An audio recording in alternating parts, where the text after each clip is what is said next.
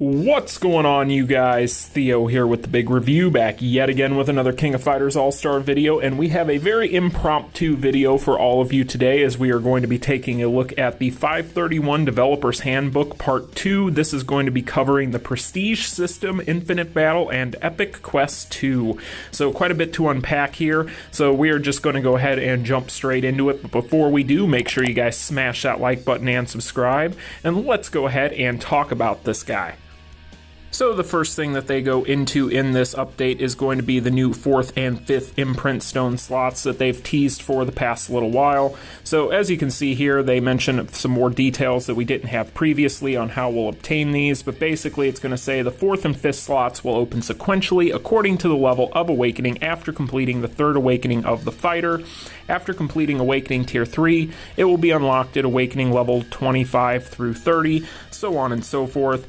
The newly added Imprint Stones are star and moon-shaped Imprint Stones with various abilities as shown in the screenshot below. And then they give us a little bit of information here. As we can see, these are going to be star and moon-shaped, and we have the new UI, which is looking very similar to the combination function with the cards. So overall, this is looking pretty clean. I'm still not a huge fan of getting new Imprint Stone slots. I really don't think that we need just that much more power right now on these characters. However, for players that do not have a bunch of limited banner characters and so on and so forth, I guess that this is a way for them to at least get their characters' power to a point where they can still complete some of this endgame quote-unquote content out there without those characters. So I guess there's a silver lining to these things, but overall I'm still kind of on the fence as far as how I feel about getting new Imprint Stone slots. It's really going to come down, and we've talked about this in the past, to their willingness to giving us more access to hammers, because really the hammer part of this entire system is the biggest problem, especially when you need so many to max out these stones. But we'll have to wait and see, but that's pretty much what we can derive from this. But yeah, it's going to be star and moon stones, guys. That's what we're looking out for. Now, up next is some pretty welcome information as well for a lot of people out there. In addition, the much-awaited Salvage Imprint Stone function will be added in the update at the end of June, so we have confirmation that this stuff will be coming to us at the end of the month, so very exciting. And this function will allow you to acquire the necessary items needed for creating a new Imprint Stone. So it sounds like through this new salvage system, we are going to be able to get items associated to Imprint Stones. Here's hoping that this is going to allow us to get hammers, as well as the unpairing plugs. We'll have to wait and see. They don't go into any information about what we get for doing this, but a lot of people out there have been waiting for this, and this should be pretty exciting. Hopefully the items that we get are going to be things that are useful. However, I do notice there that it does say that you can salvage and it requires gold, so I'm assuming they're going to be charging us gold to do this, so interesting. Yeah, shouldn't be a big deal, but either way, something I noticed from that screenshot.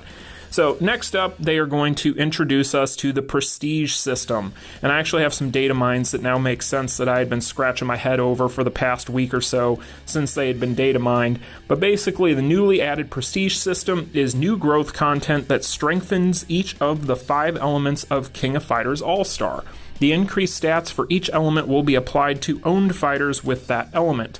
Along with the Prestige system, the Infinite Battle reorganization will be carried out.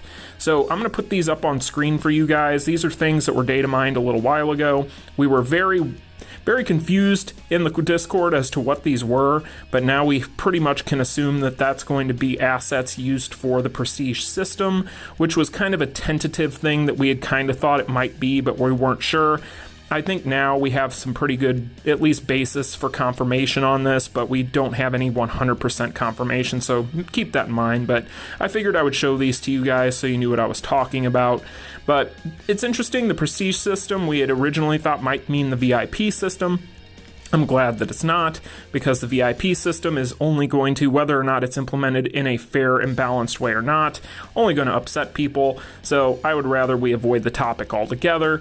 But the Prestige system I could see working. You see this in a lot of different games. Basically, it looks like we can level up whatever these things are, and then we will be able to therefore strengthen the power of our characters to that corresponding color. kind of similar to the way the codex works for all of your fighters, only this will be specific to certain colors.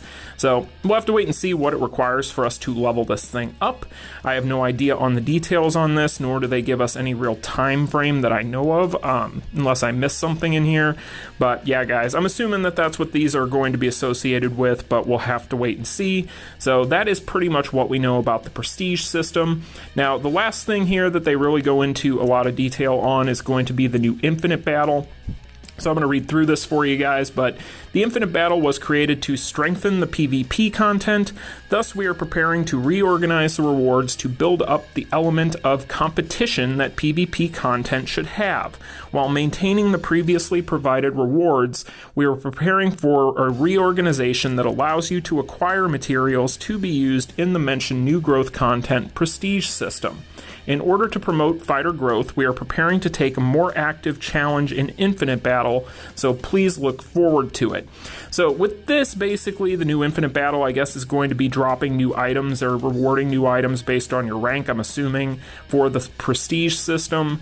So I guess they're trying to kind of roll the prestige system into Infinite Battle. I really hope that this means that they, and I know this is a love it or hate it thing, but I do hope that they give us another version of Infinite Battle like we used to have with the gold border stuff. That was actually kind of fun to be able to go in and play with different characters, so that's something that I would like to see added in, but we don't have any confirmation on if they're adding anything or what's going on here. We'll have to wait and see, again, like a lot of this stuff, but I do think that this is positive. The prestige system sounds like it isn't going to be that big of a deal. We'll have to wait and see about implementation. You never know.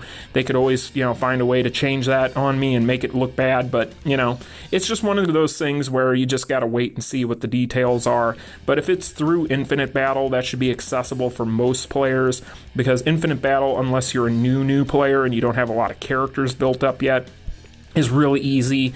PvAI is a meme. I've said that a million times at this point, so I'm not too worried about it, but it'll be interesting to see how this gets implemented. And then finally, the last thing that we go into here is going to be the thing I'm most excited for from this entire note, but they talk about Epic Quest Episode 2. So let's talk about this. Lastly, the news about the Epic Quest Episode 2, which was promised earlier this year. Epic Quest Episode 2 will be updated in the third quarter. As the story of KOF 2001 was updated in the story mode, the long-awaited Nest episode is about to end. The Epic Quest Episode 2 will be based on the Nest saga, and we're continuously working to show it to you. As for existing Epic Quest, we are preparing a variety of rewards, such as powerful fighters and useful battle cards, so we hope you look forward to Epic Quest 2. See you in the next Developer's Handbook. We always appreciate your support and love for King of Fighters Allstar. So, fun fact, I like that last line because they didn't address any of the controversies going on right now, and then they're like, hey, thanks for supporting us. Anyway, I'm not going to get into that. It's not for this video, but basically Epic Quest 2, we have confirmation, at least loosely, from a Korean live stream back in February, I believe it was, where in the Q&A during that live stream on the Korean side, they did confirm that they are trying to roll out Epic Quest Episode 2 around the anniversary event. So they had said August was the tentative release with that. So third quarter would kind of sync up with that at this point. So assume August at this point, but basically they do confirm a few things in here that are very exciting. We are going to be able to not only get new cards, but also fighters through the new Epic Quest. This is great news, considering the fact that in the past this has been the case with Epic Quest, especially at the beginning. So it's very nice that they're going to do this. Now, we've talked about those data mined assets that are way old in the past of, Ignis and Maxima and all that other stuff that we've done in the past and talked about. We don't have confirmation if that's going to be what's in here, but it would be really cool if we could get those versions of those characters, as well as new 3 PG cards for characters like an Ignis or like an Original Zero. So, being that those are data mined assets that are potential bosses for this new episode, I'm hoping that that's the case, because all of those characters could use the help, I feel. So it'll be nice to see that if that is going to be the case, but I'm very excited for Epic Quest 2. I know a lot of people are as well, and really it just comes down to we might just be starved for new content, but I've always enjoyed Epic Quest, so that's just something that I feel is exciting. But you guys can let me know in the comment section, but overall, overall, I don't feel like this is too bad of a note. I don't think there's a whole lot in here to be too upset about. We already knew about the new stones. At least now we know we are going to get that new salvage function, and we are going to have, from what it sounds like, new access to some of this stuff. You know, the prestige system doesn't sound like it's going to be anything cancerous, which is good, at least on paper at this point. So overall, pretty good stuff, I would say. This is a good little note. Now, the next one ought to be the big one because it's mentioning new dungeons and the 3rd anniversary massive update. So whenever we get the part 3, that should be the most exciting of all of this stuff, but we'll have to wait and see what is said there. We don't know when that's going to happen at this point, but that is going to be the video, guys. Let me know in the comments section down below what you think of all this information. Is this stuff that you're excited for? Are you not excited? Let me know in the comments, but I will see you guys in tomorrow's video. Like, share, and subscribe if you're new, and I will talk to y'all later. Peace. Continue.